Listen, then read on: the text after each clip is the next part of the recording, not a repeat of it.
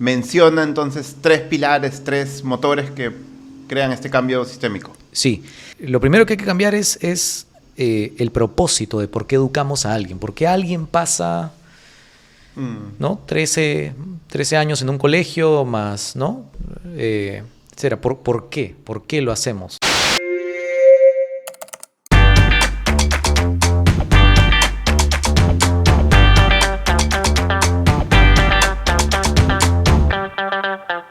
Franco, ¿cómo estás? Hola Pepe, bien. A los meses. Sí, gusto estar aquí. Encantados de tenerte. ¿Qué tenemos para este mes?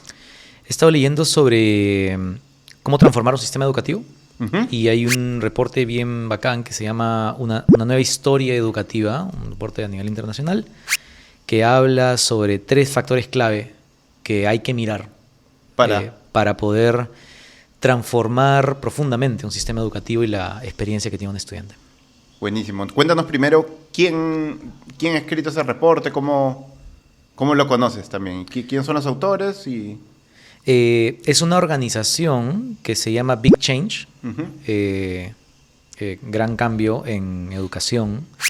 Esta organización está en el Reino Unido y ha salido adelante un poco con el apoyo de la Fundación Qatar y la Fundación Lego y varios otros aliados ahí que están profundizando las ideas de cómo transformamos esos sistemas, ¿no? Es una literatura que por eso se que llama es necesaria. Big Change. Sí, Un gran cambio. Y se dedica específicamente a eso, a provocar esa discusión de realmente qué significa transformar profundamente el sistema educativo, dado que en muchos países todavía se parece a como hace un montón de años, ¿no? Claro. La estructura misma del sistema educativo. Entonces, Big Change y en este reporte que sacan, Sí. este documento provocador, menciona entonces 3 pilares, 3 motores que crean este cambio sistémico. Sí, se basa en una literatura de una persona que se llama Donella Meadows, de toda la literatura de pensar sistémicamente. Y entonces Mark dice que hay 3 factores, ¿no? Hay bastante más riqueza y profundidad, pero los 3 factores que te dicen es, lo primero que hay que cambiar es el propósito de por qué educamos a alguien. ¿Por qué alguien pasa, ¿no? 13 años en un colegio más, ¿no? Etcétera. ¿Por qué? ¿Por qué lo hacemos? Es una muy buena pregunta, la verdad, y no sé qué contestarte. ¿Hacia qué estamos apuntando?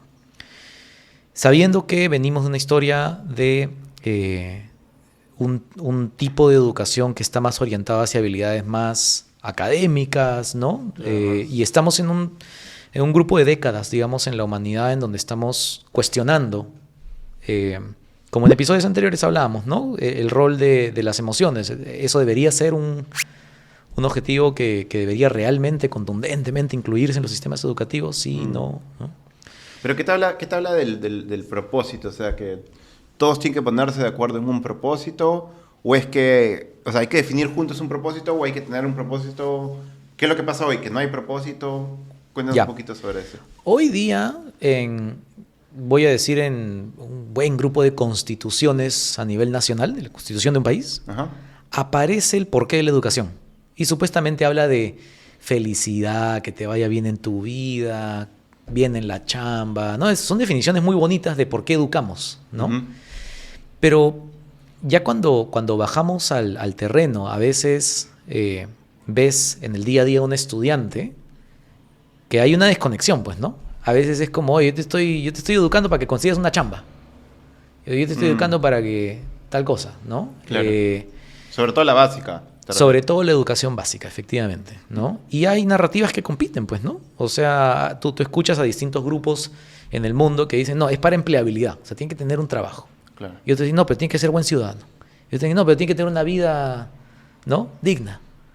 Y al final del día sí, a ver, si realmente analizamos la historia de cómo se creó el sistema educativo, sí se creó la institución hoy día de la escuela. Hace 2 siglos se creó sin contemplar realmente la felicidad de un estudiante, esta versión más holística, ¿no? Claro. O sea, cuando tú ves los currículos nuestro mismo currículo, digamos, nacional, cuando en la independencia del Perú, había una serie de cosas que era como, oye, quiero enseñarte esto para que puedas ocupar este tipo de puesto en la sociedad de trabajo, ¿no?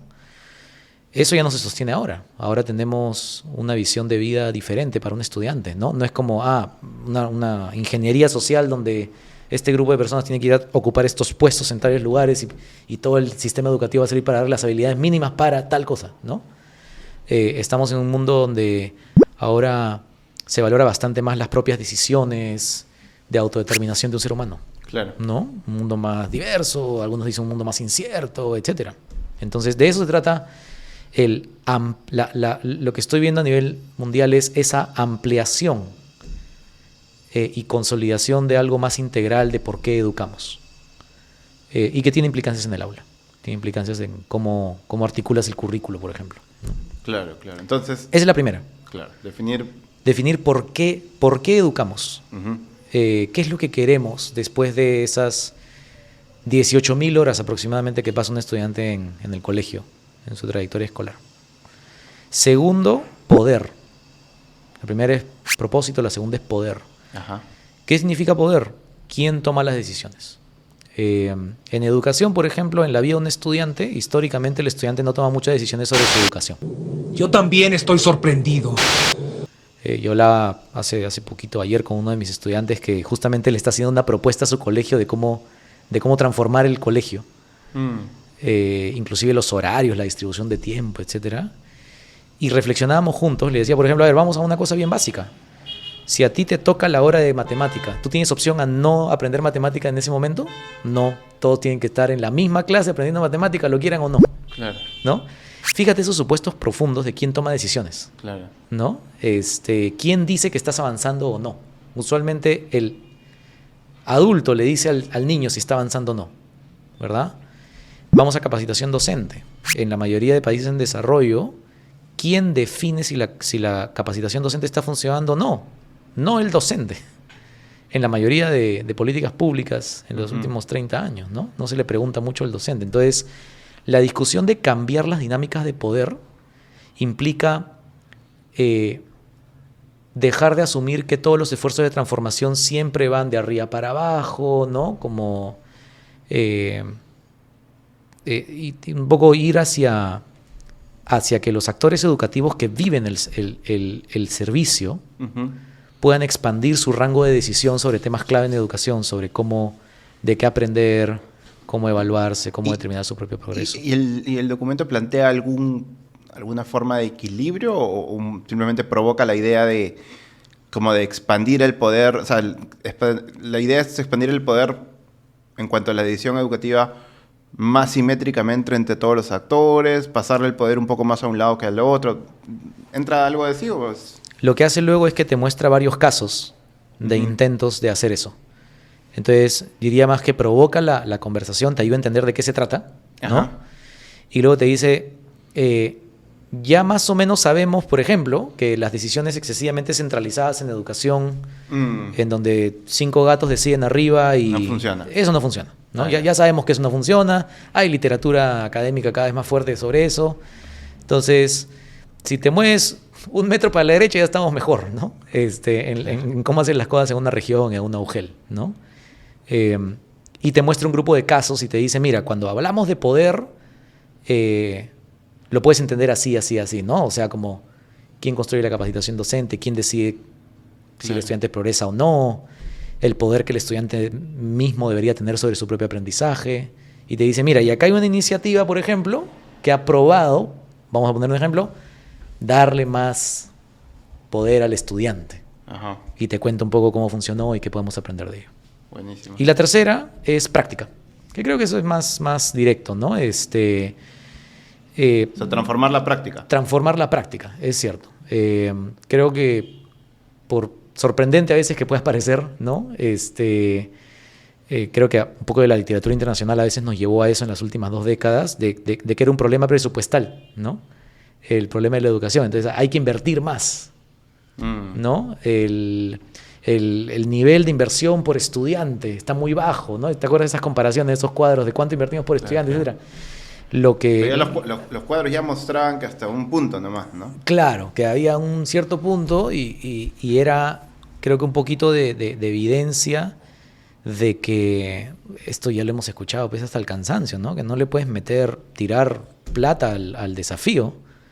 Tienes que poder entender de manera bien específica, bien sofisticada, ¿no? Realmente qué tipo de prácticas hacen la vida de un estudiante mejor. Y articular las políticas públicas alrededor de nuevas prácticas innovadoras, ¿no? Uh-huh, uh-huh. Entonces, poder, propósito y prácticas. Eso, poder, propósito, poder y práctica. Propósito, expandir esos propósitos, el porqué de la educación,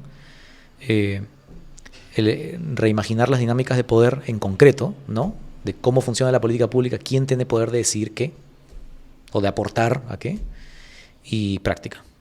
Nuevas formas de hacer las cosas, en lugar de solo pensar que es un problema presupuestal. La propuesta de este informe, digamos, es que cuando hablemos de este cliché a veces, ¿no? Que es transformemos la educación, Ajá. utilicemos estos 3 conceptos, estas 3 partes de la conversación. Los incorporemos, esas Claro, 3 dimensiones. claro. Yo personalmente creo que la que menos se habla es la de poder. Sí, claro. ¿No? Hay temas de sí, hay que cambiar la práctica educativa, o hay grupos que siempre están compitiendo políticamente por cuál es el propósito de la educación. Claro. ¿No? Pero no siempre hablamos, al menos acá en el Perú, no siempre hablamos de las dinámicas de poder, quién decide qué. Se habla, pero bien poquito, ¿no? Es poquito. Bien Sí, poquito, sí. es poquito. Y lo ves en las políticas públicas. O sea, creo que una manera directa de verla es quién participa en la formulación de verdad de las políticas públicas, quién participa de la evaluación para ver si es exitoso o no, Uh-huh. y quién decide finalmente qué se hace y cómo se hace.